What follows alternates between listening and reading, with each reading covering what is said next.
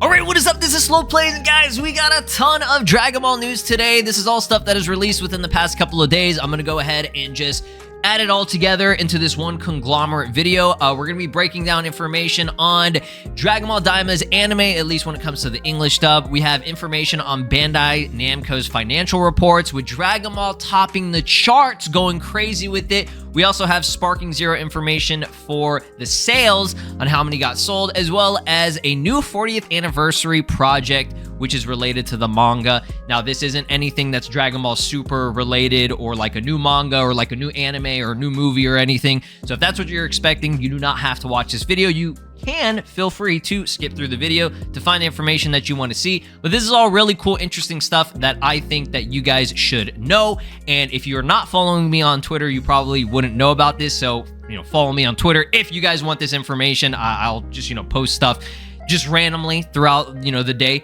So let's go over this. Crunchyroll posted this yesterday, I believe. This is huge. Okay, this is big info. To celebrate the English dub finale of Dragon Ball Daima, episodes 19 and 20 will release together next week. Dude, we won. We fucking won. This is beautiful news. We don't have to wait a full 2 weeks. We can just wait until next Friday, and we're going to be watching it. As you guys recall from yesterday's episode premiere for episode 18, we saw Goku transform into Super Saiyan 4 for the first time as a mini. Stephanie, she did an amazing job on the voice acting. You can go watch it. In terms of how I would review it, I think she nailed it, okay? Kind of did some stuff that I didn't expect, as well as some stuff I did expect. She did a little bit more of a deeper voice. It definitely sounded deeper, raspier, and there was like an effect added onto it that made it sound very primal. It sounded like straight up like a monkey. Like it was almost like a tiger roar. It was kind of crazy whenever he first transforms. Yeah, Stephanie did an amazing job. She has absolutely killed it on Daima, and her return to Dragon Ball as a younger Goku has been amazing. So let's go over the details here for this simultaneous release. If you guys don't know, episode 19 and 20 are the final episodes of Daima, and those are the ones that the people are most excited for. We're going to be seeing Super Saiyan 3 Vegeta versus Goma, as well as Goku's Super Saiyan 4 transformation as an adult. So that means you will be hearing Sean go Super Saiyan 4, and it's been a while since we've heard him, other than the video games, right? The video games, you hear him all the time, in Super Saiyan 4. But I'm talking about like in an actual anime, right? There has been no dub for Dragon Ball Heroes, so we haven't had any of that. And the last time we actually had a dub anime version of Sean doing Super Saiyan 4 was GT, like decades ago, dog. It's almost time for the English dub debut of the climactic episodes of Dragon Ball Daima. Following today's launch of episode 18, episodes 19 and 20 will premiere simultaneously. This is like, that one, what was it, for Dragon Ball Super? I think it was episode like 109 or 110 or 111. Like, they did a very, very cool special where it was like a 1 hour special. I think they combined two weeks of episodes in one. So that's what they're kind of doing here, which makes sense. They're trying to just get this done and released. I'm sure that they just went hard for the final episodes with all of the English dub voice actors. Shout outs to all of them. Sean, Chris, Stephanie, they all, absolutely cooked, right? So it's going to be on Crunchyroll starting on Friday, May 16th. That is next week at 1:30 p.m. PST. That should be 3:30 p.m., I believe, CST, and then 4:30 p.m. EST. And then you can do your time conversions depending on the region that you live. Dragon Ball Daima English dub is available to fans in the US, Canada, Australia, New Zealand, South Africa, and India. Okay, so it's gonna be on Crunchyroll, but I mean, I'm sure that you guys will, if you need a VPN to like watch all this or whatever, you can do that.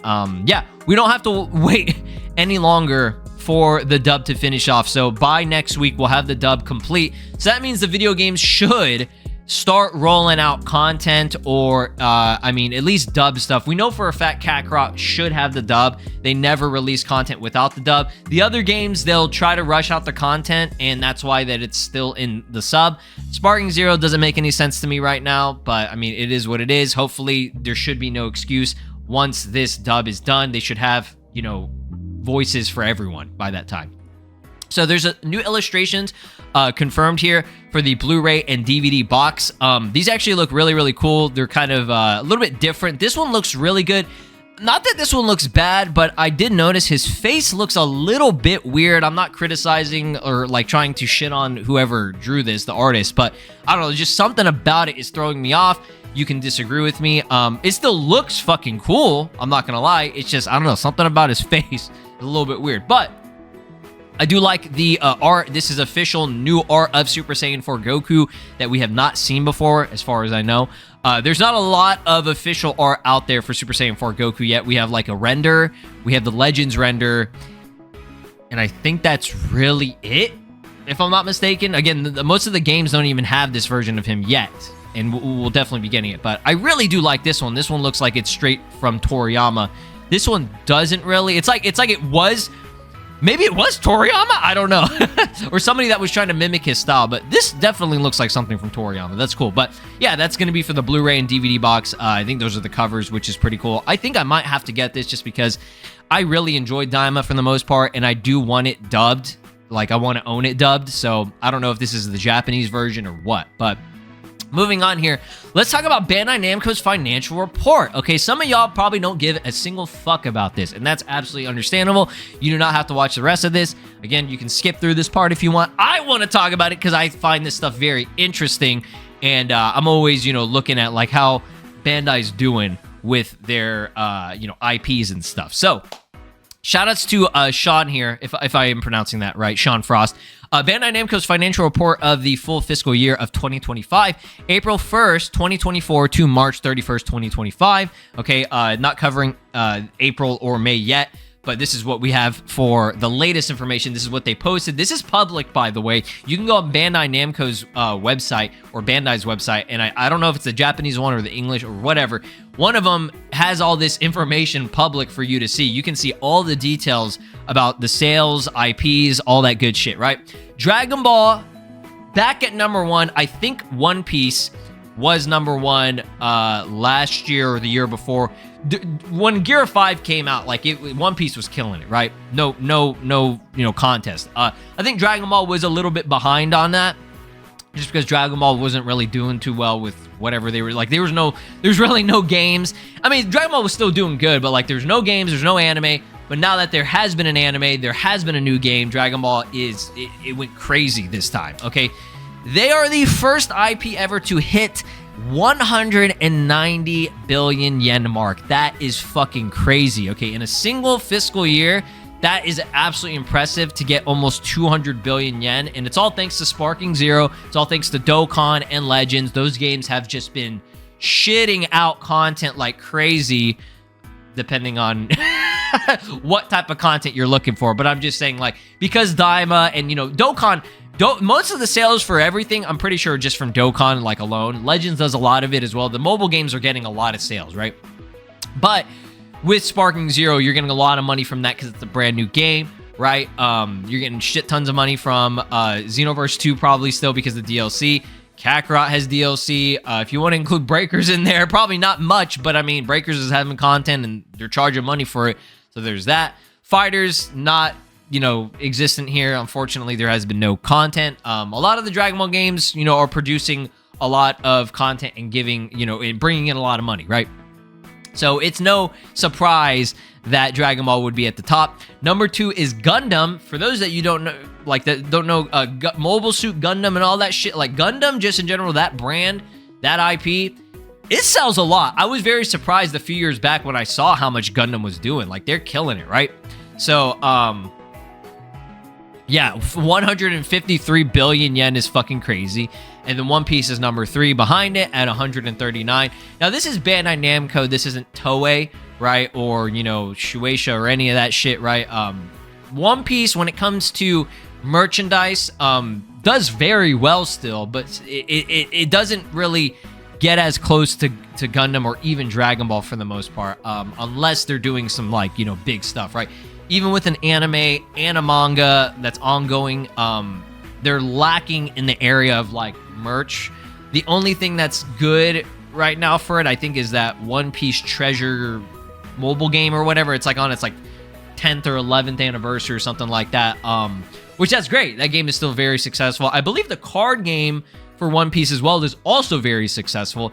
So they got a couple of things that are really good, but if they just had some good, like solid new games that were coming out, you know, annually, then I think it would be more successful. Like we have what, One Piece Pirate Warriors 4 in the mobile game, and then the card game, and that's really it. One Piece Odyssey, I think, was the latest One Piece game, if I recall correctly.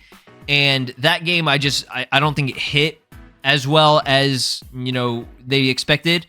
But, you know, it is what it is. I think it was an RPG, if I'm not mistaken. So, I don't know. People aren't really a big fan of RPGs when it comes to anime. They like an action RPG or a fighting game when it comes to, like, shonen anime like this. Or open world, right? Open world, something. And I guess that was kind of open world, but not really. I don't really play it that much. I played like a demo or some shit. I don't know. I digress. I'm just getting in the, you know, tangents here. But yeah, Dragon Ball is doing really, really fucking well right now, as you can see from the sales. I feel bad for Naruto, man. Naruto has not been doing too hot because that last game was not really, it did not sell good. It did not sell well at all. You know what I'm talking about? Storm Connections. Naruto needs a new Storm game that's actually good. Or just they just need a new game, right? An actual new game, right? Not Storm Connections. That really wasn't a new game. It was like, let's make DLC and charge $60 for it, or however much it was. So yeah, I feel bad for Naruto fans right now. They got a good manga right now, no anime, and that's kind of it, unfortunately. But hopefully Naruto can bounce back, okay? So, right here, Dragon Ball is up 50 billion yen. Shoutouts to Anyplug Media. They're the GOATs. I'm going to link them down below. You can go give them a follow. Absolute homie, right? So, yeah, Dragon Ball is up 50 billion yen from the previous year, which is fucking crazy, right? Exceeding Bandai's FYF by 2.6 billion yen thanks to the success of Sparking Zero. Dragon Ball continues to widen the gap between it and Gundam, right? Again, Gundam was like, I think it was pretty close to Dragon Ball before, if I recall correctly. I could be wrong about that, but yeah, Dragon Ball has just been like, fuck, dude. Dragon Ball's crazy right now. Dragon Ball Sparking Zero sells 5.4 million copies worldwide. That's 400,000 more copies up from February of this year, which was at 5 million. So in the year FY 2025 financial presentation, Bandai Namco announced that Dragon Ball Sparking Zero has sold over 5.4 million copies, up 400,000 since February, which, honestly, you know, I think that's decent. That's pretty good. It's definitely slowing down, right? Understandable. Sparking Zero's success was one of the strongest contributing factors to Bandai's 98.7% increase in consolidated operating profit, as well as Kodakawa's 242.7% year-on increase in royalties due to their ownership of Spike Chunsoft, okay? So, yeah, I know people are going to be like, oh, it's only 400,000. It's slowing down. Like, people don't give a shit about this game. And guys, that's how it is, right? All games, they're going to start slowing down. They're not going to just always be consistently selling, like, up the ass, right? It's going to eventually have to slow down because, I mean, people that are interested in the game already got the game, right? And the only thing that's really going for it right now is the DLC, and that's it. There's no, like, you know, other added content other than just the character packs right now, okay? So, let me just put this in perspective. Xenoverse 2, it took them, I believe, 4 years, if I recall correctly. I think it took them 4 years to sell 6 million copies. Sparking Zero is probably going to sell 6 million copies by the time of its 1-year anniversary. Like, no shit. Like, by the trend, if this trend continues, and even if it does slow down a bit, let's say it's going to be, what, 3 more months for another 400,000 copies. If it is still going, you know, that route, that's going to be 5.8. And then another, you know, couple of months or whatever, it'll get to 6 million, you know, pretty quickly. Like, that's crazy. That a 3-year difference between, like, Xenoverse 2 was the moneymaker, right? It still is making money, right? But that was like the big Dragon Ball game that was making the most money other than Dragon Ball Fighters. But Fighters probably has slowed down significantly just because there hasn't been any new content. And Xenoverse 2 is probably not confirming it because we have no information on how many copies it's sold since it's like 10 or 11 million, which that's the last time that we've known about it, right? So I'm pretty confident that if Sparking Zero can continue creating content even after the first season of DLC Pack 3, which is going to be probably releasing during the late summer, right? Or it could even be like early fall. If they can do more content after that, easy. Best-selling game for Dragon Ball, and probably it could be the best-selling anime game of all time if they continue making content, doing good updates, right? And even adding stuff like stages and customization and all that shit, right? It'll start to bring in a lot of new people because it's already a very good game, despite what people say. Okay, if the game wasn't a good game or an exciting game that people are interested in, it would have not sold almost 6 million fucking copies. That is absolutely crazy, right? So yeah, Sparking Zero is doing very well right now, despite what people say. And it'll probably continue to do well as long as they keep doing, you know, content and providing good updates for the game, right? Last thing here. I know there's a lot of information. I'm starting to... I should have had some water here to to drink because my mouth's getting dry. 40th anniversary project. Again, this is something that maybe not everybody really cares about, but again, it's cool and interesting to me, and I thought I would talk about it. 42 volume complete box set. I do not know. This is probably $1 million fucking dollars, bro. You might have to sell your firstborn child or your fucking kidney for this shit, right? First complete box set featuring gorgeous double cover illustrations now available. Now, you be the judge if they're, you know, gorgeous. Basically, each one of these covers of the 42 volume set, you'll have the original cover by Toriyama, and you'll also have a cover by a different, you know, famous or just manga artist, right? Another manga artist out there. It's pretty cool. I'm not gonna lie. Okay, we have this one right here, which I know this is not. It's low quality because this fucking official site is always bad about that. But we have a cover art by Oda here, creator of One Piece. You know, yeah. I saw a lot of criticism about this. I think it looks fine. I think it looks cool. It's Oda's style. It's the One Piece style. So it's basically like a Luffy-looking Goku in a sense. But compared to his older art that he did, where it was like, you know, trying to do a Dragon Ball character or whatever in his style, that actually, there was one where it's like Luffy and Goku like being buddies, and it literally just looks like two Luffys, and one of the Luffys is wearing a Goku wig and his outfit. Okay, this one definitely looks like he tried to make it a little bit more like not Toriyama style, but like a little bit more like Dragon Ball. You can see the shading of it, like the detail and everything, and his eye isn't just like a circle, it's like, you know, the curved or whatever. So he definitely tried to make it, you know, a little bit more Dragon Ball style, but in his style, right? Like the Dragon Ball Foundation, but in his style, right? And then he put Toriyama there, the Toribot. Yeah, shout outs to Oda. He's the GOAT. He really is. And then here is a ton of other covers right here. Okay, we have some by like what is it called? Like One Punch Man, I think. I think it's that one down there.